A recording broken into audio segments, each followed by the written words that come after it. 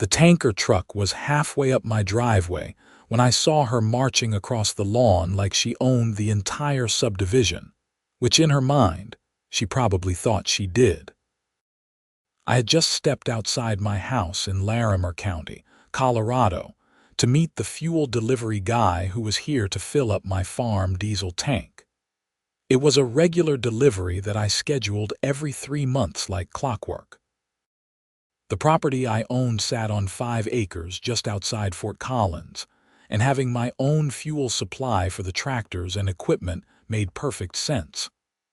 I had all the proper permits, the tank was inspected and certified, and everything was completely above board. But none of that seemed to matter to Brenda Hollingsworth, the president of our homeowners association and the most insufferable busybody I had ever encountered in my 42 years of life. "Excuse me, excuse me." She was shrieking as she power walked up my driveway in her tennis whites, waving her manicured hands in the air like she was directing traffic. "This is completely unacceptable. You cannot have that monstrosity on our street." I took a deep breath and counted to 5 before responding. "Morning, Brenda. This is a scheduled fuel delivery. Everything is legal and permitted." The delivery driver, a grizzled guy in his 50s named Chuck, looked at me with an expression that said he had dealt with this type of situation before. He just shrugged and kept preparing his equipment. "I don't care what you think is legal," Brenda snapped, her face turning an impressive shade of red that clashed with her blonde highlights. "This is a violation of our community standards." Section 12, Paragraph 4 of the HOA bylaws clearly states that commercial vehicles are not permitted on residential properties. "That's for parking commercial vehicles overnight," I said, keeping my voice level. "This is a delivery. The same way UPS and FedEx trucks come through here every single day. That's completely different and you know it." She pulled out her phone. "I'm calling the police right now. This is a hazardous material violation and you're putting our entire community at risk." "Brenda, please don't waste the police department's time with this." But she was already dialing, her fingers stabbing at her phone screen with unnecessary force. I exchanged another look with Chuck, who had now stopped working entirely and was leaning against his truck with his arms crossed, clearly entertained by the drama unfolding in front of him. "Yes, hello. I need to report a dangerous situation," Brenda said into her phone, her voice taking on that syrupy, sweet tone that people use when they want to sound like the reasonable party. "There's a massive fuel truck on a residential street and I'm concerned about safety hazards." "Yes, I'll hold." I walked over to Chuck and said quietly, "Sorry about this. She's always looking for something to complain about." "Brother, you don't need to apologize to me," Chuck replied with a chuckle. "I've been doing deliveries for 23 years. Every neighborhood has one of these." He jerked his thumb in Brenda's direction. "She reminds me of this lady over in Loveland who tried to tell me I couldn't deliver propane because it wasn't aesthetically pleasing. Some people got too much time on their hands." Brenda was still on the phone, now pacing back and forth on my driveway. "Yes, I'm still here. The address is 4847 Mountain View Road. Please send someone immediately. This is extremely urgent." I rubbed my temples, feeling a headache coming on. This was supposed to be a simple Tuesday morning. I had taken the day off from my regular work specifically to be home for this delivery, and now Brenda was turning it into a federal case. "They're sending an officer," she announced triumphantly, ending her call. "And when he gets here, you're going to be in serious trouble, Ivan." This kind of reckless behavior is exactly why we have HOA rules in the first place. My full name was Ivan Quincy, and I had lived in this neighborhood for 6 years. For the first 3 of those years, life had been peaceful. Then Brenda and her husband Roger moved into the house 4 doors down, and within 6 months, she had managed to get herself elected as HOA president. Since then, she had made it her personal mission to find violations wherever she looked. She had cited people for parking their cars on the street overnight, for having the wrong color mailbox, for planting unapproved flowers in their gardens, and for having their garbage cans visible from the street for more than 12 hours. The woman was relentless. "You know what, Brenda?" I said, finally losing a bit of my patience. "You really need to find a hobby, maybe take up knitting or bird watching, something that doesn't involve harassing your neighbors." Her eyes went wide with indignation. "I am not harassing anyone. I am protecting property values and maintaining community standards. Someone has to do it, since clearly people like you think the rules don't apply to them." "The rules don't apply here because I'm not breaking any rules. We'll let the police decide that." Chuck cleared his throat. "Hey, man, do you want me to just come back another day? I got other deliveries scheduled, but I can reschedule this one if it's going to be a problem." I considered it for a moment, but then shook my head. "No, you're already here and I need this fuel. Let's just wait for the officer to arrive, and once he confirms that everything is fine, we can proceed." Brenda looked absolutely delighted that I was willing to wait. She probably thought the officer was going to drag me away in handcuffs or something. She stood there with her arms crossed, tapping her foot impatiently, checking her watch every 30 seconds like she had somewhere important to be. About 15 minutes later, a Larimer County Sheriff's vehicle pulled up to the curb. The officer who stepped out was someone I recognized immediately, and I had to suppress a smile. It was Deputy Marcus Chen, and we knew each other quite well, though Brenda had no idea about that particular detail yet. "Morning, folks," Marcus said, approaching us with his notepad in hand. "I received a call about a fuel delivery truck causing some kind of safety concern." "Yes, officer, thank you so much for coming," Brenda gushed, practically running up to him. "I'm Brenda Hollingsworth, president of the Mountain View Estates Homeowners Association. This man," she pointed at me dramatically, "has brought this enormous fuel truck onto our residential street, and I'm concerned it's violating multiple safety codes and our community bylaws."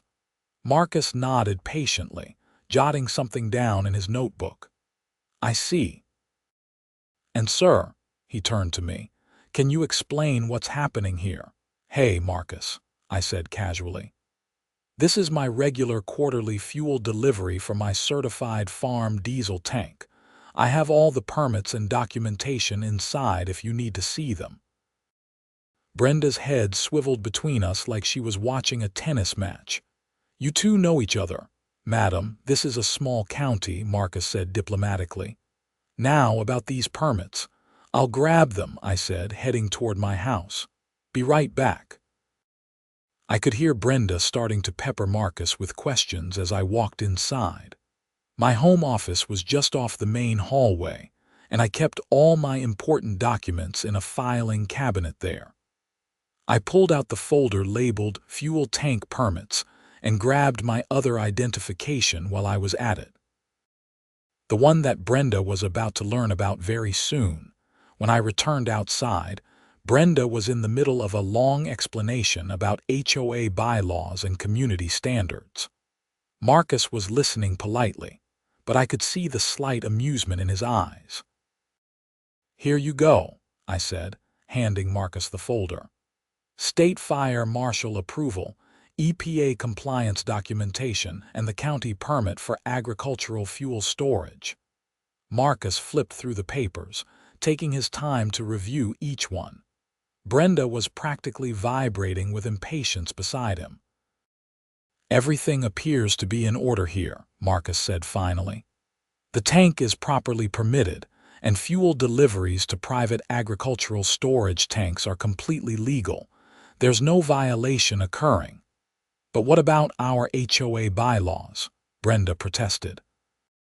"We have rules about commercial vehicles." Madam, HOA bylaws can't supersede county and state regulations, Marcus explained. And they also can't prohibit normal delivery services. This is no different than having a propane delivery or a septic tank service. It absolutely is different. This is diesel fuel, it's dangerous. It's properly stored and regulated, Marcus countered. And actually, madam, I should mention something else. Do you know who you're talking to? Brenda looked confused. What do you mean? That's Ivan Quincy. He lives at this address. Marcus glanced at me, and I gave him a slight nod. I had been planning to keep my other role quiet from the neighborhood busybodies, but Brenda had pushed things too far this time. Madam, this is Ivan Quincy, and he's also the Larimer County Emergency Services Coordinator, Marcus said. He's part of the county government. In fact, technically speaking, he's involved in overseeing emergency response protocols, which includes hazardous material handling for the entire county. The expression on Brenda's face was absolutely priceless. Her mouth opened and closed several times like a fish out of water, and the color drained from her cheeks. That's impossible, she finally sputtered. He's just a regular homeowner. I'm both, I said calmly. I work for the county Monday through Friday, 8 to 5. I thought you knew that, Brenda. It's not exactly a secret. The truth was, I had been the emergency services coordinator for Larimer County for the past 4 years. It was a position I had earned after working my way up through the emergency management department, and it was a job I took seriously. My responsibilities included coordinating responses to natural disasters, hazardous material incidents, and multi-agency emergency situations.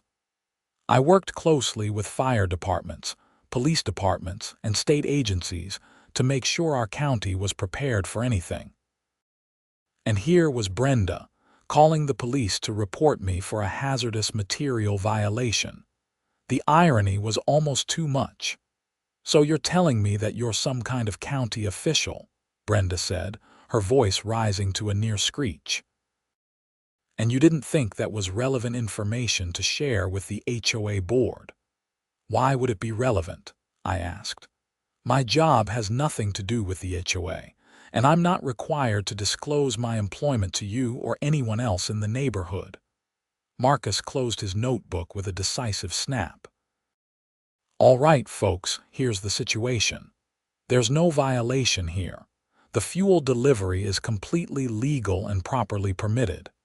Madam, I'm going to have to ask you to step back and allow the delivery to proceed. If you continue to interfere, that could potentially be considered obstruction. Obstruction? Are you threatening me? No, madam, I'm informing you of the law. This is a legal delivery service, and preventing it from occurring could be a problem. Brenda looked like she wanted to argue further, but something in Marcus's tone must have gotten through to her. She took several steps backward, her face still flushed with anger and embarrassment. This isn't over, she hissed at me. The HOA board is going to hear about this, and we're going to review every single one of your potential violations. You do that, I said calmly. And while you're at it, maybe review the part in the bylaws about harassment of homeowners. I'm pretty sure that's in there too. She spun on her heel and marched back toward her house, pulling out her phone again. Probably to call an emergency HOA board meeting to complain about me. Marcus waited until she was out of earshot before letting out a low chuckle. Man, she really had no idea who you were, did she? Apparently not.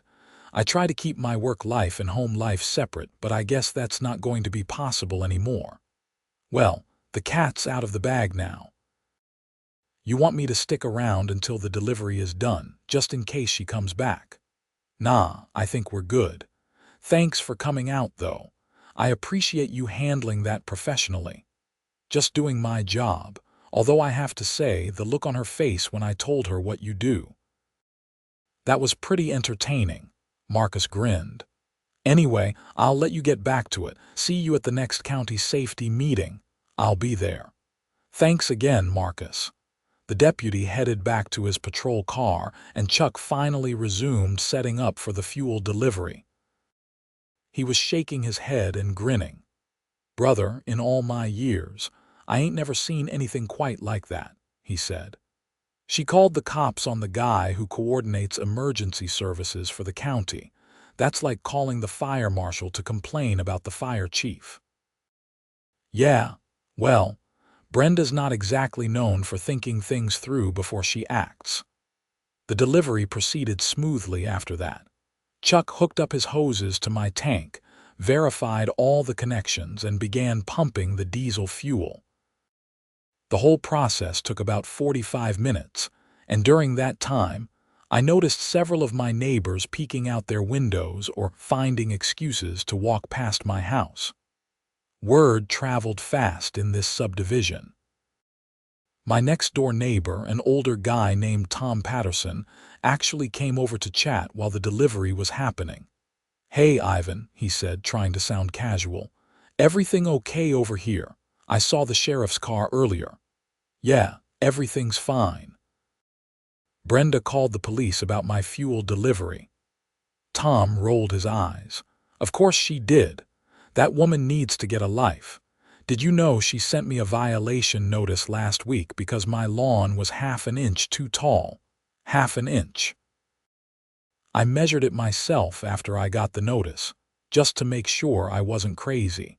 It was 2.5 inches when the maximum allowed is 3 inches, but she claimed it looked unkempt. That sounds about right for Brenda." "Listen, I don't mean to be nosy, but I heard the deputy say something about you being a county coordinator. Is that true?" "Yeah, I work in emergency services for Larimer County. Have been for a while now." "No kidding, I had no idea. That's actually pretty cool. What exactly does that involve?" I gave him the brief version, explaining how I coordinated emergency responses and worked with various agencies to handle disasters and hazardous situations. Tom listened with genuine interest, nodding along. "So basically, Brenda called the cops on you for a hazmat violation, but you're literally the guy who deals with hazmat violations for the county." "Pretty much, yeah." Tom started laughing, a deep belly laugh that made his whole body shake. "Oh man, that's perfect. Wait until the rest of the neighbors hear about this. Brenda's going to be a laughingstock." "I'm not trying to embarrass her," I said, though that wasn't entirely true. "I just want to be left alone to live my life without constant HOA harassment." "Good luck with that. Once Brenda has you in her sights, she doesn't let go. She's been after the Hendersons 3 houses down for months because she doesn't like the color they painted their front door. It's literally one shade off from the approved color palette, but she's convinced it's going to destroy everyone's property values." Chuck finished up the delivery and had me sign the paperwork. After he disconnected all his equipment and did a final safety check, he climbed back into his truck. "Same time next quarter?" he asked. "Sounds good. Hopefully it'll be less eventful next time." "Hey, this was the most interesting delivery I've had in months. Made my day, actually." As Chuck's truck rumbled down the street, I headed back inside my house. I had taken the whole day off work, figuring the delivery would be quick, and I could spend the rest of the day catching up on some projects around the property. But now, I was feeling drained from the confrontation with Brenda, and I just wanted to relax for a bit. I made myself some coffee and sat down at my kitchen table, looking out the window at my property. The 5 acres included a mix of pasture land and wooded areas, and I kept a small hobby farm operation going with a few chickens, some goats, and a large vegetable garden. It was peaceful and exactly what I wanted when I bought the place. The fact that it technically fell within the Mountain View Estate's HOA boundaries was something I had known about but hadn't worried too much about at the time. The previous owner had never had any issues, and the HOA had seemed pretty relaxed back then. Then Brenda happened. My phone buzzed with a text message. It was from my colleague at the county office, Sarah Martinez, who worked in the administrative section of the Emergency Services Department. "Hey, just heard through the grapevine that someone called the sheriff on you this morning. Everything okay?" I typed back a quick response explaining the situation. Sarah's reply came almost immediately. "Lol, that's amazing. Did they really not know who you were?" "Wait until Director James hears about this. He's going to love it." I grimaced at that thought. Director James Pemberton was my boss, the head of the entire Emergency Services Department for Larimer County. He had a good sense of humor, but I didn't exactly want to become the office joke for getting police called on me by my HOA. The rest of the day passed quietly, and I managed to get some work done around the property. I fixed a section of fence that the goats had been testing, cleaned out the chicken coop, and did some maintenance on one of my tractors. Physical work was a good way to clear my head, and by the evening I had almost forgotten about the morning's drama. Almost. At around 7 in the evening, my doorbell rang. When I answered it, I found myself face to face with two other members of the HOA board, Susan McCreary and Dale Fletcher. Susan was a middle-aged woman who worked from home doing something with graphic design, and Dale was a retired accountant who took HOA finances way too seriously. "Good evening, Ivan," Susan said with a strained smile. "Do you have a few minutes to talk?" "Sure, what's this about?" "Well, Brenda called an emergency board meeting this afternoon, and we've been discussing the situation from this morning. Can we come in?" I considered making them talk on the porch but decided against it. "All right, come on in." They followed me into my living room and we all sat down. Susan and Dale both looked uncomfortable, shifting in their seats and avoiding direct eye contact. "So, here's the thing," Dale started, clearing his throat. "Brenda is pretty upset about what happened today. She feels that you were disrespectful to her and that you deliberately withheld information about your position with the county in order to, well, she used the phrase pull rank on her." I couldn't help but laugh at that. Pull rank. Dale, I didn't say anything to her about my job. The deputy mentioned it when she was insisting that I was violating hazmat regulations, which I wasn't, by the way. "Yes, we understand that," Susan said quickly. "And we're not here to argue about the fuel delivery. That's clearly legal. But Brenda is talking about filing a formal complaint against you with the HOA for creating a disturbance in the neighborhood. She called the police on me, and I'm the one who created a disturbance. We know it doesn't make a lot of sense," Dale admitted, "but you know how Brenda can be. She's got her teeth into this, and she's not going to let it go. She's already talking about trying to pass new HOA rules that would restrict fuel deliveries to certain times or require advance notification to the board. She can't do that. HOAs can't restrict legal deliveries." "Technically, she might be able to require notification," Susan said. "Not permission, but notification. It's a gray area in HOA law." I leaned back in my chair, feeling frustrated. "Look, I appreciate you two coming over here to give me a heads up, but I'm not interested in playing Brenda's games. I pay my HOA dues, I keep my property maintained, and I follow the reasonable rules. That's all I'm obligated to do." "We understand," Dale said. "And honestly, between you and me, most of the board thinks Brenda overreacted today, but she's the president and she has a lot of influence." "Then maybe it's time for a new president." Susan and Dale exchanged glances, and something unspoken seemed to pass between them.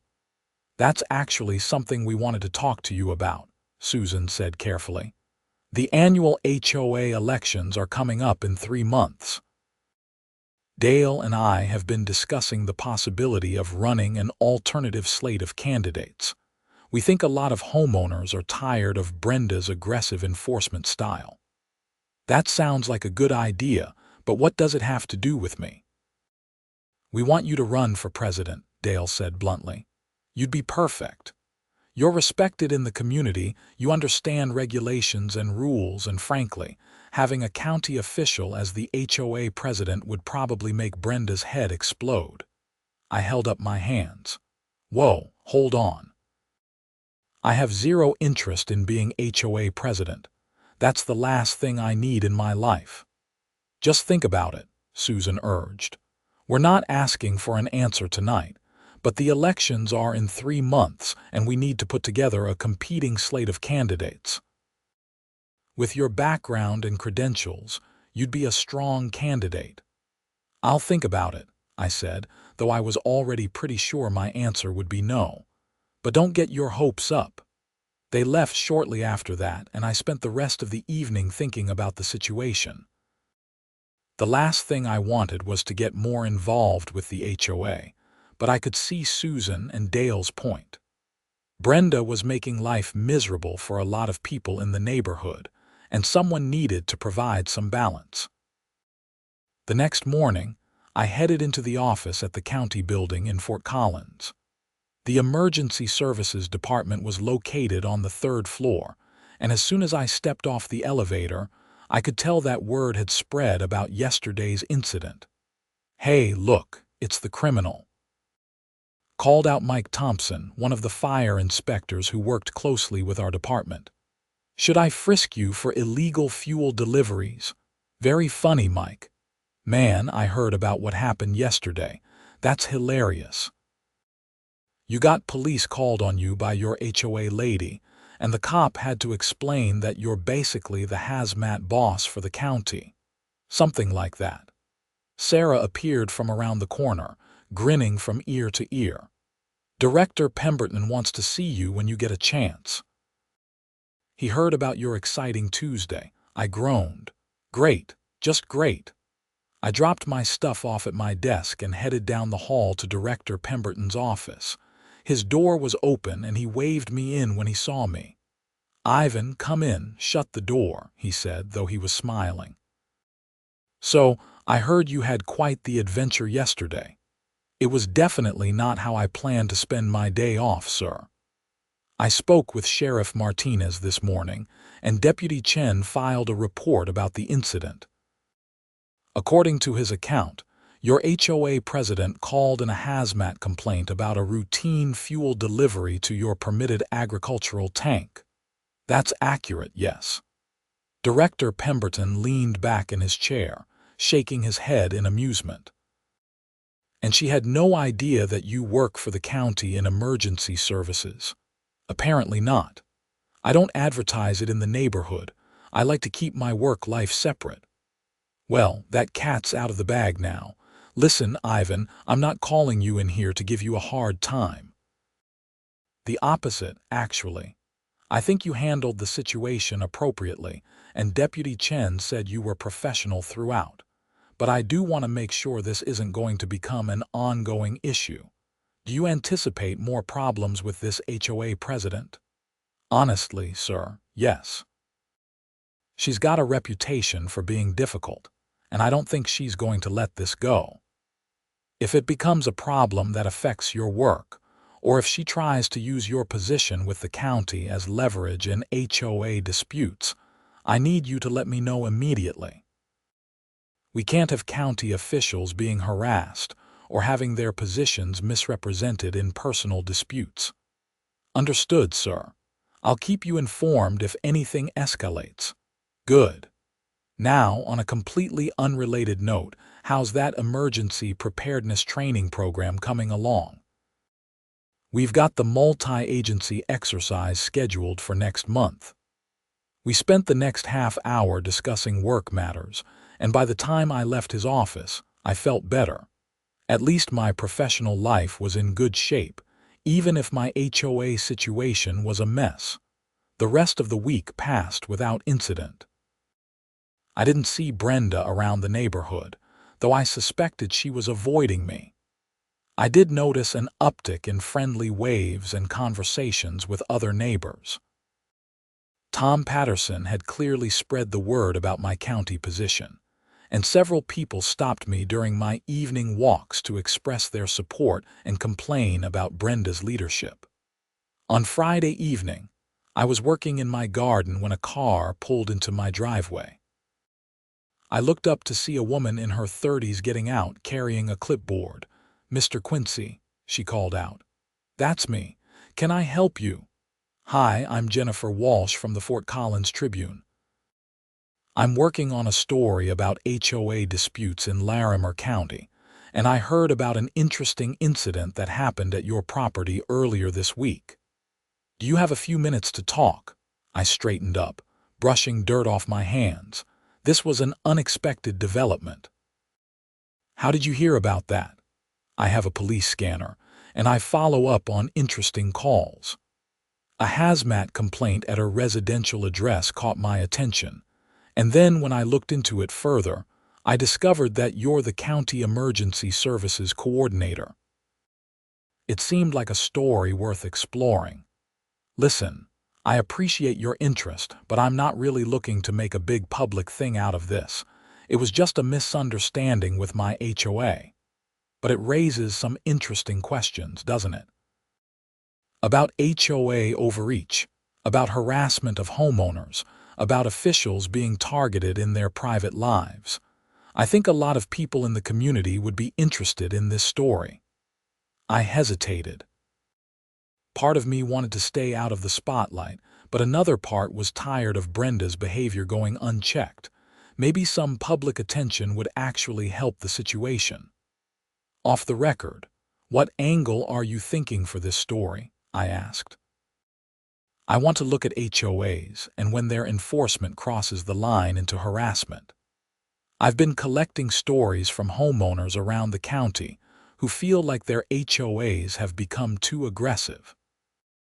Your situation would be a good centerpiece because it demonstrates how HOA presidents sometimes act without understanding the actual laws and regulations. And you'd want to interview me on the record. Ideally, yes, but I'd also talk to other members of your HOA, get multiple perspectives. I want it to be balanced." I thought about it for a moment. "Can I think about it over the weekend and get back to you Monday?" "Sure, that works. Here's my card. Just give me a call when you've decided." After she left, I went inside and did some research on Jennifer Walsh. She was a legitimate reporter who had been with the Tribune for about 5 years, and her articles on local issues were generally well-researched and fair. If I was going to talk to a reporter, she seemed like a reasonable choice. That evening, I called Susan McCreary to get her thoughts on the situation. "A reporter wants to do a story," she said, sounding excited. "Ivan, this could be perfect timing. If the story comes out before the HOA elections, it might help motivate people to vote for change." "I'm not sure I want that kind of attention, though." "Look, I understand your hesitation, but think about all the people in this neighborhood who are afraid to speak up because they don't want Brenda coming after them. You have the background and the position to stand up to her without being afraid of retaliation. Maybe this is an opportunity to do some good." She had a point, and over the weekend, I kept coming back to that thought. On Monday morning, I called Jennifer Walsh back and agreed to the interview. We met at a coffee shop in Fort Collins on Tuesday afternoon after I got off work. Jennifer had her recorder out and a list of prepared questions. "Thanks for agreeing to this," she said. "Let's start at the beginning. Can you walk me through what happened last Tuesday?" I told her the whole story, from the scheduled fuel delivery to Brenda's confrontation to the deputy confirming my credentials. Jennifer asked good questions, occasionally stopping me to clarify details. "And had you had previous conflicts with Mrs. Hollingsworth?" she asked. "Not directly, but she's had conflicts with a lot of homeowners in the neighborhood. She's known for aggressive enforcement of HOA rules, sometimes beyond what's actually required by the bylaws. Can you give me some examples? I shared what I knew from talking to neighbors. Tom's story about his lawn measurement, the Hendersons' door color dispute, and several other incidents. Jennifer took detailed notes. Now, in your professional capacity as the County Emergency Services Coordinator, do you deal with HOA-related issues often? Not directly. But we do sometimes have to clarify regulations and codes when there's confusion. HOAs often don't realize that their bylaws can't supersede county or state laws, especially when it comes to safety regulations. And in this case, your fuel tank and the delivery were completely legal and properly permitted. Absolutely. I have all the documentation, and it was verified by the deputy who responded to the call. The interview lasted about an hour, and Jennifer mentioned that she'd be reaching out to other HOA board members and neighbors for their perspectives. I gave her Susan and Dale's contact information, figuring they'd be willing to talk. The article came out the following Sunday, right on the front page of the local section.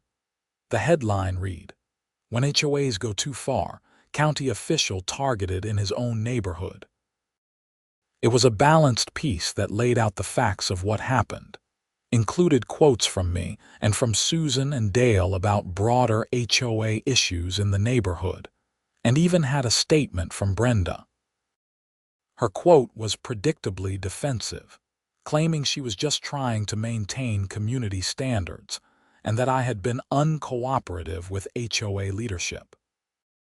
The article also included a sidebar about Colorado HOA law and homeowners' rights, with quotes from a real estate attorney about the limitations of HOA authority. The response was immediate and significant. My phone started ringing Sunday morning with neighbors calling to express their support. Tom Patterson stopped by in person. "That article was perfect," he said. "It made Brenda look exactly as unreasonable as she actually is. I've been talking to other neighbors, and there's a lot of energy around the idea of voting her out in the next election." "That's good, but I'm still not running for president." "What if you didn't have to be president? What if you just ran for the board?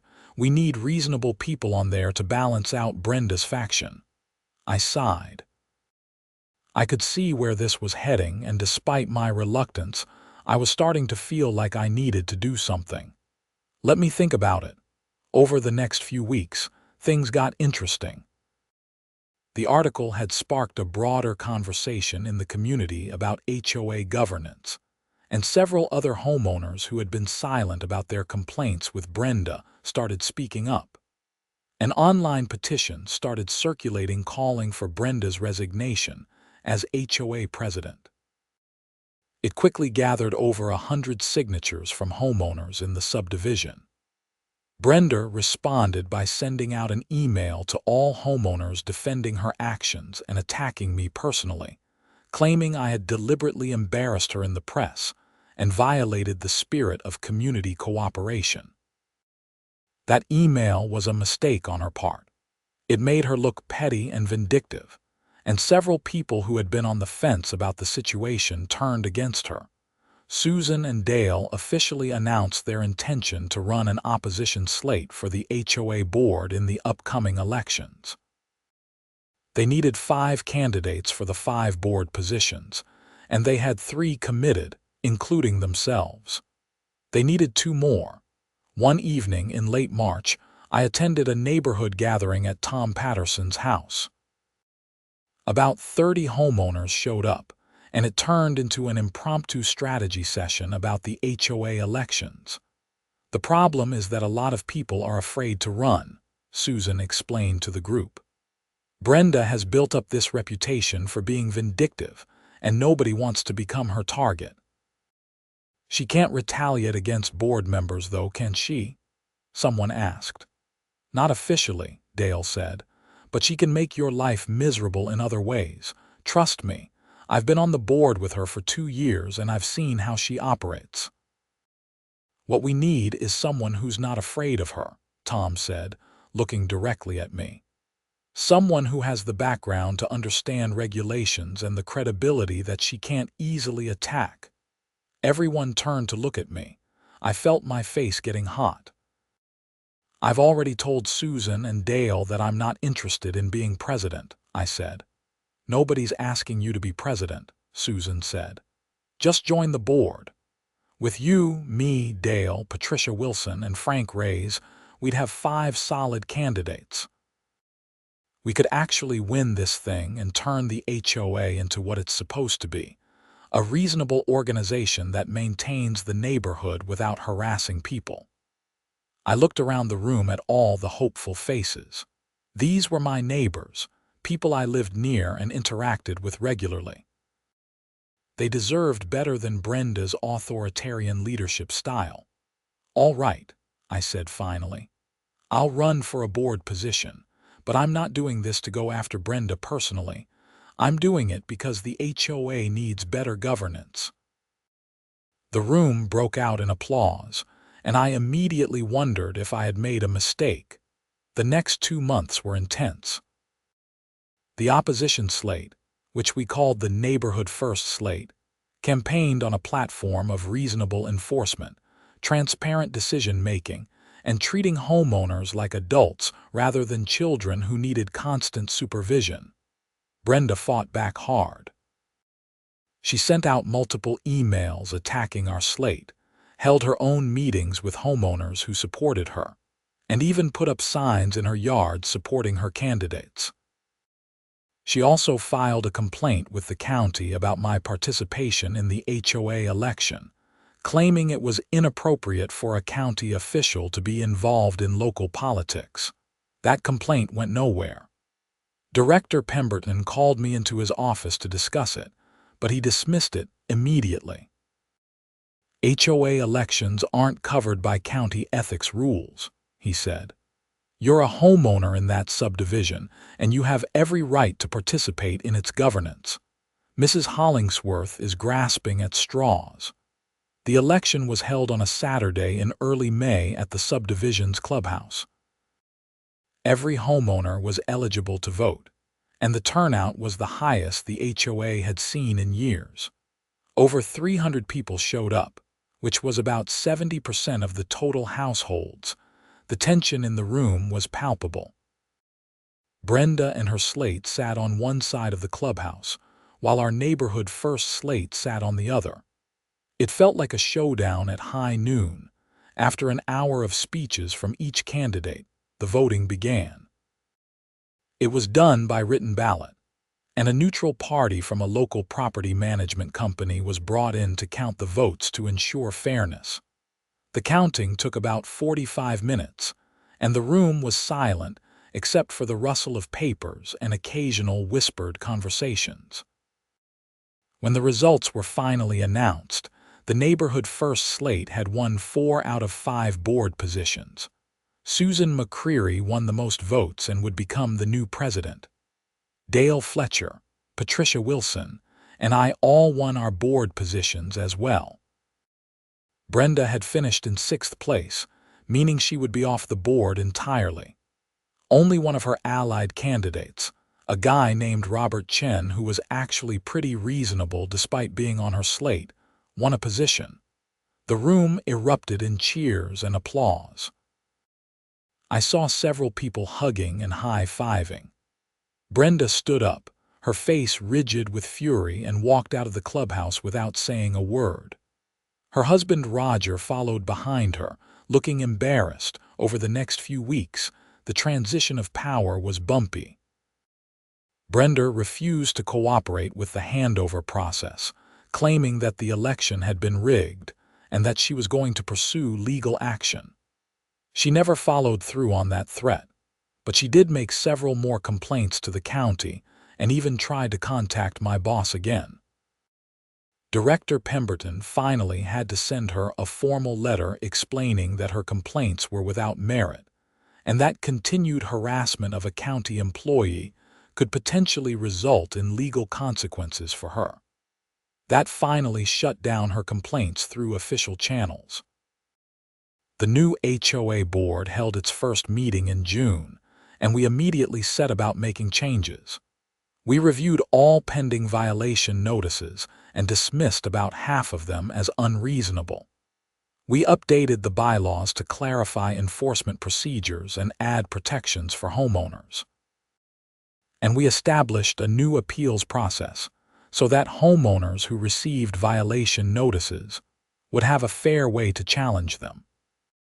One of our first orders of business was to formally apologize to several homeowners who had been excessively targeted by the previous board, including the Hendersons and Tom Patterson. The atmosphere in the neighborhood changed almost immediately. People were friendlier, more relaxed. The constant tension that had existed under Brenda's leadership dissipated. Even property values started to tick up as word spread that the HOA had become more reasonable. As for Brenda, she kept a low profile for a while. Her house went up for sale in August, about 3 months after the election. I heard through the grapevine that she and Roger were moving to a different subdivision across town. I couldn't say I was sorry to see her go. The day before their moving truck arrived, Brenda showed up at my door. I was surprised to see her standing on my porch, looking uncomfortable. "Can I help you, Brenda?" I asked, keeping my tone neutral. "I wanted to talk to you before we leave," she said stiffly. "Can I come in?" I hesitated, but then nodded and led her into my living room. We sat down in the same spots where Susan and Dale had sat all those months ago. "So we're moving tomorrow," she began, "and I wanted to, I don't know, clear the air, I guess." "Okay.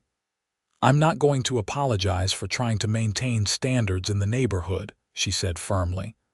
"I still believe that HOAs serve an important purpose, and sometimes that means being tough." "There's a difference between being tough and being unreasonable, Brenda.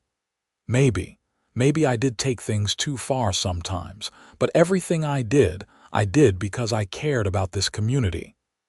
I studied her for a moment. She actually seemed to believe that, which was almost sad. In her mind, she had been the hero of the story, protecting property values and maintaining standards. She genuinely couldn't see how her actions had made life miserable for so many people.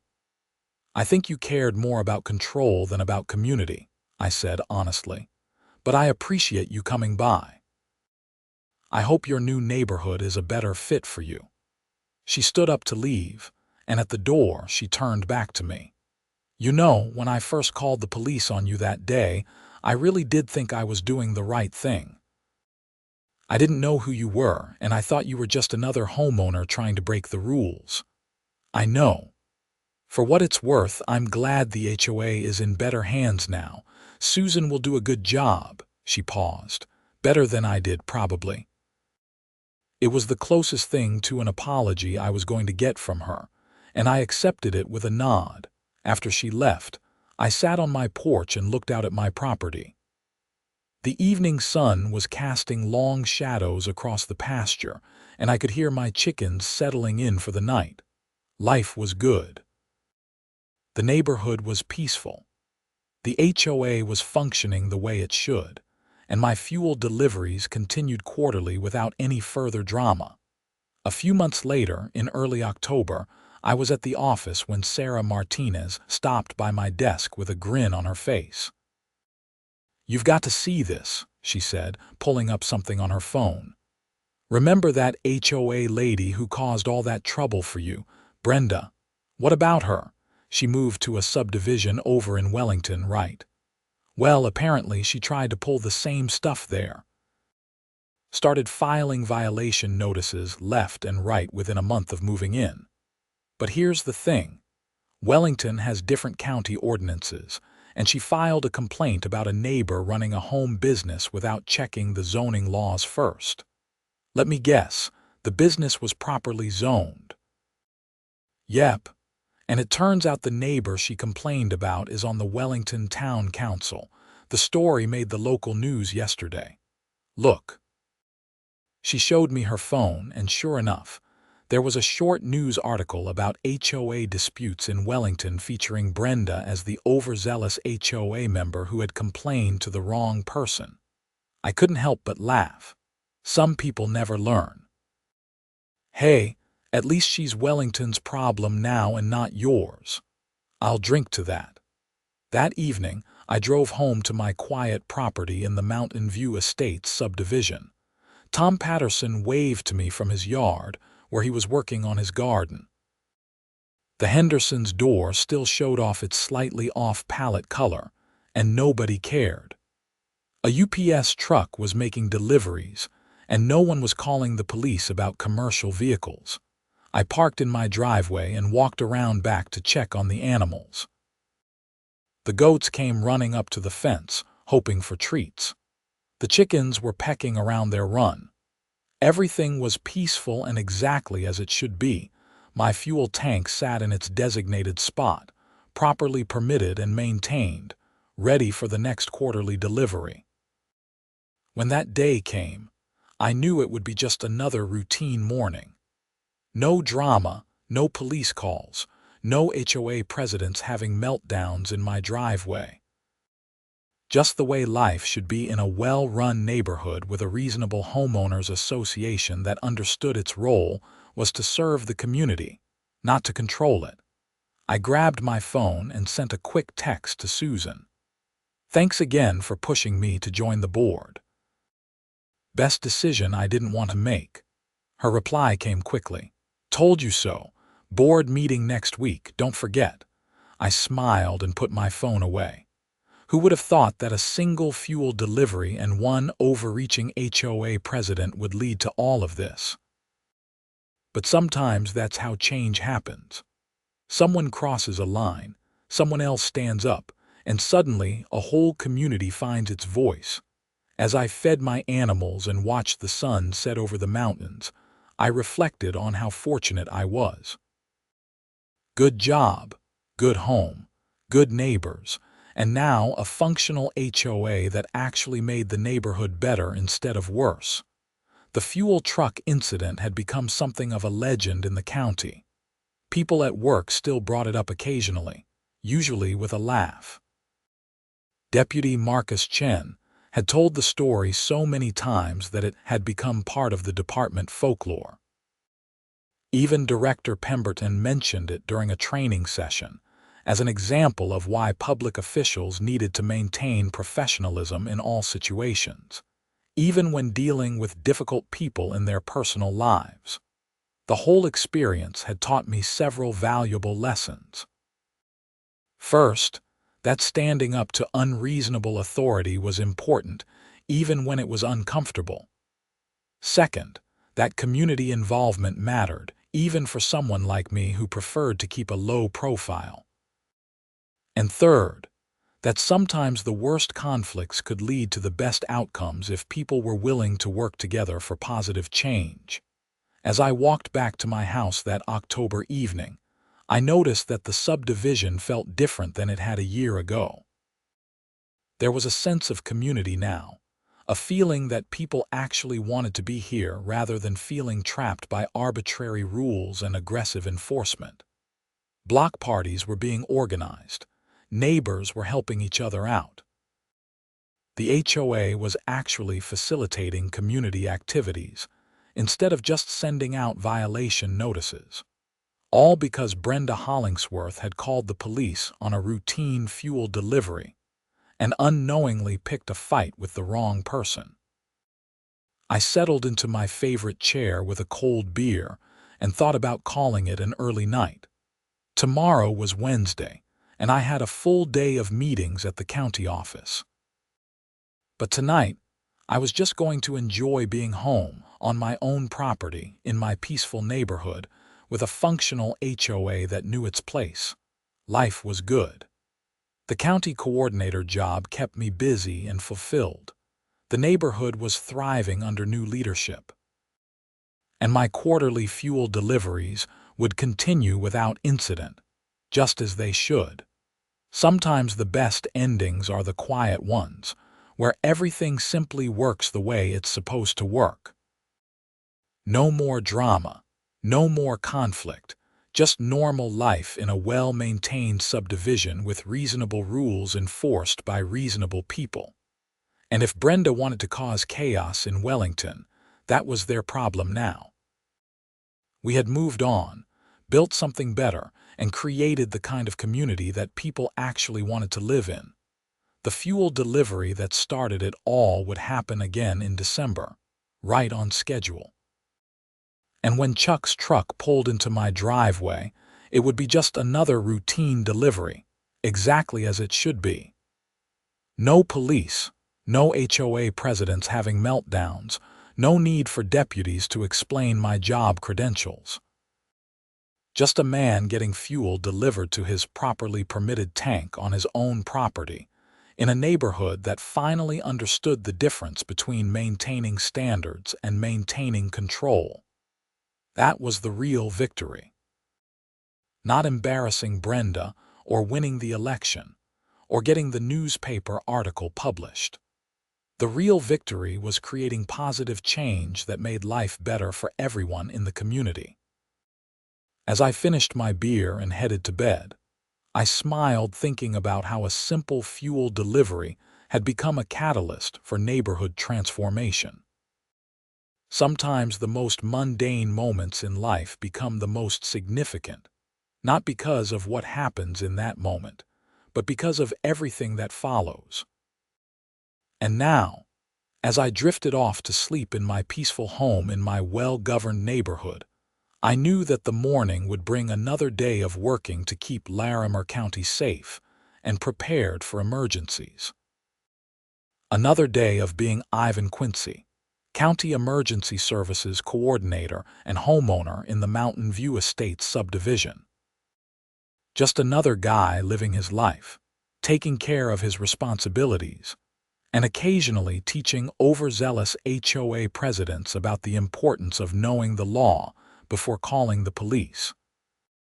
It was a good life, and it had gotten even better since that fateful Tuesday morning when everything changed.